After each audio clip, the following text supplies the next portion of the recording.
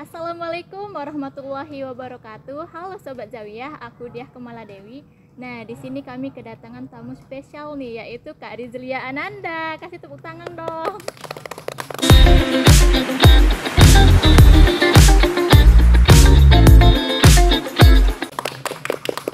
Halo Kak, apa kabar? Alhamdulillah baik. Nah, sedikit nih kita membahas tentang latar belakang Kak Rizlia.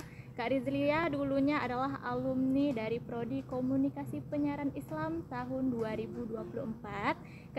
Kak Rizlia juga pernah menjadi koordinator liputan nih dari unit kegiatan pers mahasiswa Zawiyah News pada tahun 2022. Nah, Kak, dia mau nanya nih, seberapa penting sih organisasi menurut Kak Rizlia sendiri? Kalau menurut yang aku rasain dan pengalaman aku, penting banget sih. Soalnya organisasi itu mendukung perkuliahan kita juga. Oh, begitu. Nah, apa sih yang membuat kakak tertarik untuk terjun ke organisasi itu gitu? Awalnya ya, kita cerita dari awalnya ya. Boleh.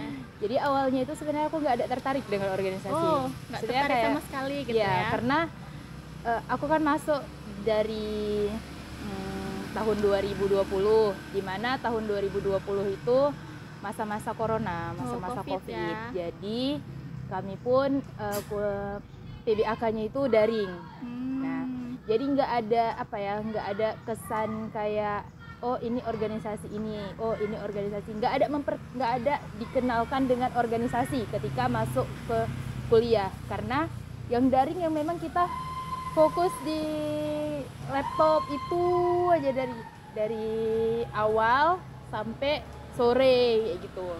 Nah, jadi awalnya itu aku tuh dimasukin dengan senior di KPI. Oh, berarti nggak kemauan sendiri gitu ya, Kak? Awalnya itu aku di HMJ, di Himpunan Mahasiswa Jurusan Kampus gitu kan, di HMJ KPI. Terus aku dimasukin sama kakak Leting, tiba-tiba ada kakak Leting telepon, "Dek, mau nggak masuk ke organisasi, masuk ke HMJ?" Jadi awalnya aku kayak mau nggak ya gitu kan. Oh, jadi bingung ya, Kak? Ya, gitu. Karena kan kita nggak tahu HMJ itu kerjanya apa, terus orang ini kegiatannya apa aja kan nggak tahu. Kayak karena perdana gitu ya, Kak, karena belum pernah sama sekali terjun gitu. Belum pernah ke kampus juga, karena memang daring yang betul-betul corona yang lockdown semua gitu kan. Jadi aku juga nanya-nanya, awalnya aku bilang iya Kak, nanti aku kasih keputusannya ya, aku bilang gitu. Jadi aku juga nanya-nanya sama abangku, sama orang-orang, tanya-tanya lah gitu kan. Terus disetujuin, kata abangku juga nggak apa-apa, ikut aja. Jadi ya udah, aku kayak menerima nih tawaran itu. Dan menerima tawaran itu akhirnya masuk lah. Pertama kali masuk tuh langsung jadi sekretaris AMJ. Jadi BPH ya, Kak? Langsung jadi BPH tuh awal-awal. Kayak nggak ada pengalaman organisasi juga gitu kan. Nah, seiring waktu mulai tertarik dengan kekeluargaannya di KPI juga, lalu aku juga masuk ZN, juga menambah pengalaman aku juga gitu di ZN, pengalaman liputan, pengalaman yang lain-lain juga. Jadi lama-lama kayak udah nyamannya, udah tertarik sendiri, udah nyaman gitu. Bahkan kayak kalau nggak ada semester akhir tuh kan aku udah nggak bagi masuk organisasi gitu kan. Tapi aku kayak ada, ngerti gak sih, kayak ada hal yang hilang gitu, gitu, karena kita sehari-hari biasa di organisasi gitu. Oke, nah sepengalaman kakak nih, kakak pernah nggak sih kewalahan antara tugas kuliah dengan kegiatan organisasi gitu? Sejauh yang aku rasain, sejauh yang aku alamin, nggak pernah sih. Soalnya aku juga gimana ya, aku nggak pernah nih gara-gara organisasi jadinya kuliah aku terbengkalai juga, nggak pernah. Karena aku tipe orang yang bukan mepet deadline. Jadi aku setiap dikasih tugas sama dosen, dikasih tugas liputan juga misalkan, atau tugas-tugas lainnya, aku tuh selalu ngerjain di awal waktu. Jadi setelah aku udah ngerjain nih tugas-tugas aku, jadi aku udah kayak punya banyak waktu luang untuk organisasi dan kegiatan-kegiatan lain. Jadi nggak pernah ada kayak gara-gara organisasi kuliah aku terbengkalai atau tugas-tugas aku nggak pernah aku kerjain, nggak ada gitu. Oh, gimana cara kakak membagi waktunya gitu Oh, antara tugas kuliah dengan kegiatan organisasi, dan misalnya ada kayak gitu yang mana kakak kerjain terlebih dahulu gitu? jadi aku selalu bilang sama adik-adik juga di KPI, selalu mengutamakan kuliah karena tujuan kita masuk ke kampus ini adalah kuliah wisuda gitu kan. Jadi aku selalu mengutamain kuliahku. Bukan berarti karena aku mengutamain kuliahku, aku dengan tugas yang banyak dengan kuliah juga aku kayak kayak nggak peduli dengan Iya. organisasi atau menghilangkan tanggung jawab di organisasi juga enggak. Jadi aku kayak yang aku bilang tadi, aku selalu buat tugas dengan lebih awal. Misalkan nih hari ini dosen nih kasih tahu, otomatis kan ngumpulnya misalkan minggu depan atau ngumpulnya 2 minggu kemudian gitu kan. Jadi aku setiap baru dikasih sama dosen itu selalu aku kerjain terus. Oh gitu.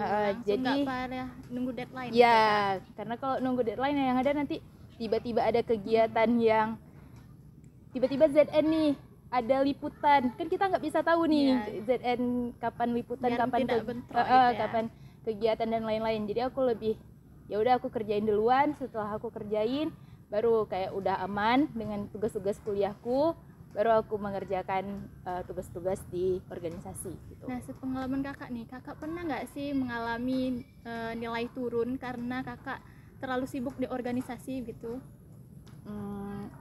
Nggak pernah sih, maksudnya kalau IPK turun itu pernah. Saya IPK-nya dari nggak apa-apa disebut aja. Ya, boleh kak. Jadi IPK waktu aku semester 1 itu IPK aku 3,9. Terus di semester 2 itu turun 3,72. Nah, tapi bukan karena organisasi sih kok menurutku. Karena ya aku kurang apa aja gitu. Biasanya bukan hal karena organisasi juga. Oh gitu. Nah, Ada alasan-alasan lain lah. ya. Nah, pesan-kesan kakak nih untuk kami adik-adik dan juga yang lainnya yang ikut organisasi gitu, boleh dong di Ya. Pesan-kesannya boleh ikut organisasi. Kalian yang semester 1, semester 2, semester 3, semester 4, kalian ikut terus organisasi sebanyak-banyaknya, kenal orang sebanyak-banyaknya, cari relasi di mana-mana. Karena itu masa-masa emas kalian, masa-masa kalian tuh produktif. Tugas kuliah juga yang enggak banyak kayak semester akhir kan udah pusing dengan skripsi dan sebagainya.